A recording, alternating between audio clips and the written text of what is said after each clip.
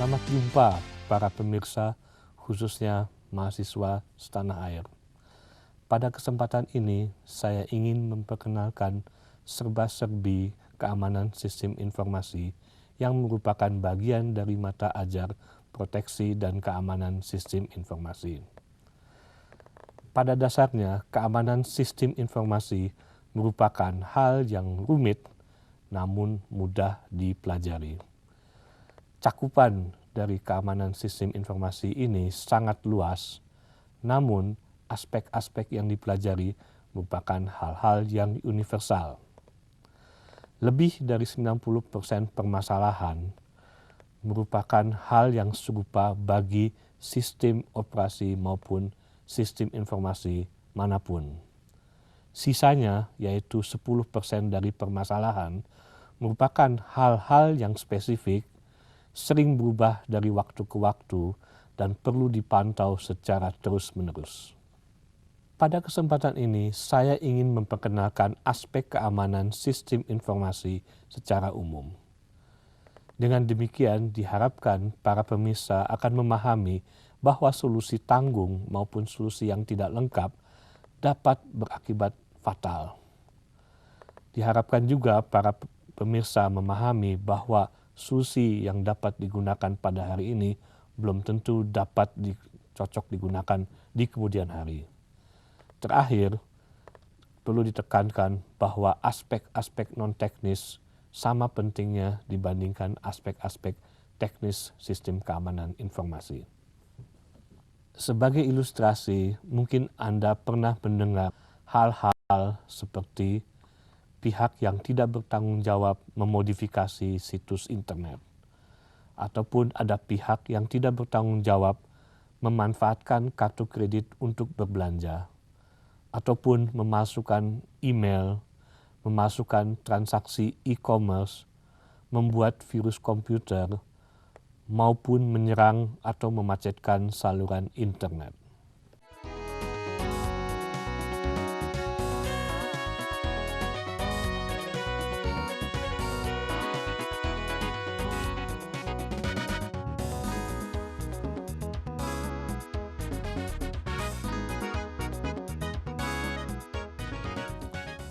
Secara garis besar, isu keamanan sistem informasi ada 4. Pertama, penjaminan atas integritas informasi. Kedua, pengamanan kerahasiaan data. 3, pemastian kesiagaan sistem informasi. 4, pemastian memenuhi peraturan hukum dan standar yang berlaku. Aspek keamanan sistem informasi sedemikian luasnya sehingga dapat dibagi menjadi 11 bidang ataupun domain. Ke-11 bidang ini bersifat universal sehingga pada prinsipnya sama untuk berbagai sistem operasi, sistem informasi atau distribusi.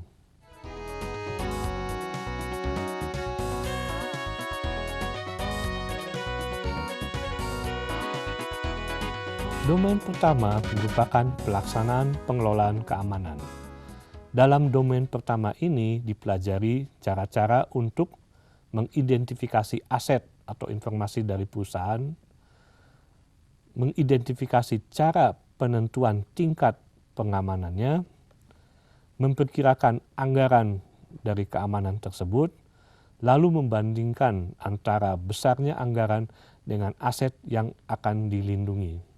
Cakupan dari domain pertama ini ialah alur pertanggungjawaban, administrasi, model keamanan organisasi, keperluan keamanan untuk bisnis, pengelolaan risiko, analisa risiko, prosedur, standar, kebijaksanaan atau policy, lapisan keamanan, klasifikasi data, dan sosialisasi aspek keamanan.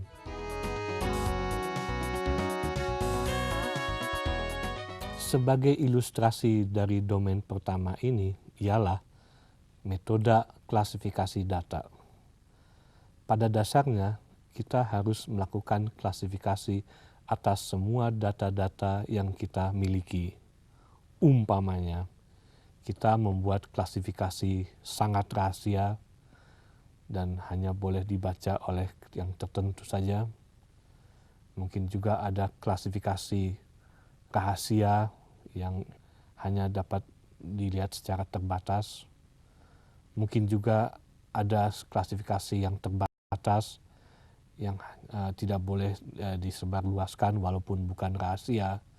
Dan terakhir ada klasifikasi tidak rahasia atau dapat dibuka untuk umum.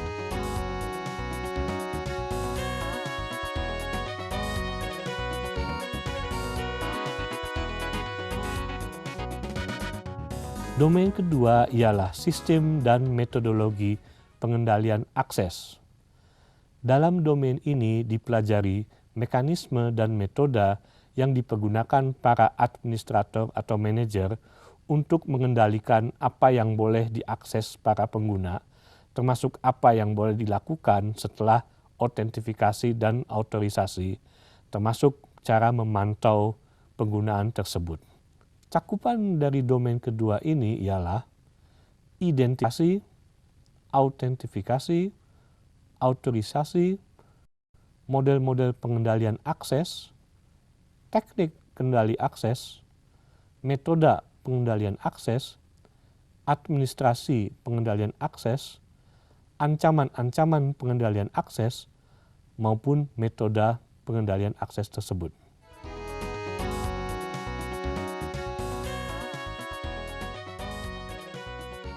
Sebagai ilustrasi dari domain kedua ini ialah identifikasi, autentifikasi, dan autorisasi.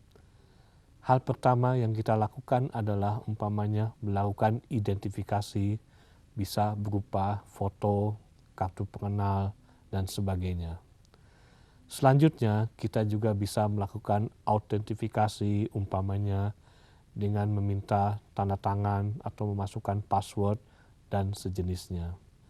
Terakhir, kalau orang tersebut sudah dapat diidentifikasi dan dia adalah autentik orang yang bersangkutan, maka kita bisa memberikan autorisasi umpamanya boleh masuk ke dalam ruangan atau boleh melakukan hal-hal yang kita inginkan.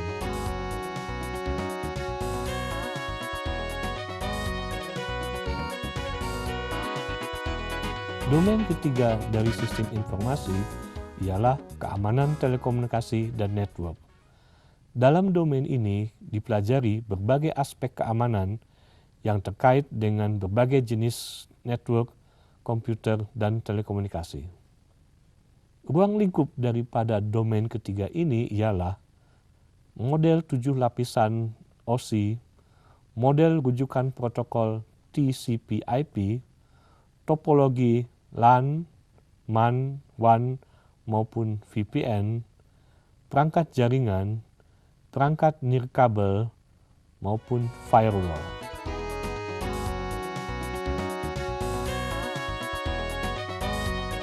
Sebagai ilustrasi dari domain ketiga ini ialah penggunaan perangkat nirkabel atau perangkat tanpa kabel.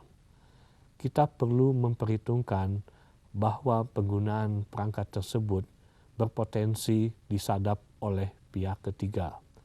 Untuk itu, kita harus mempersiapkan sistem yang tidak mudah atau kalau bisa tidak dapat disadap oleh pihak yang ketiga.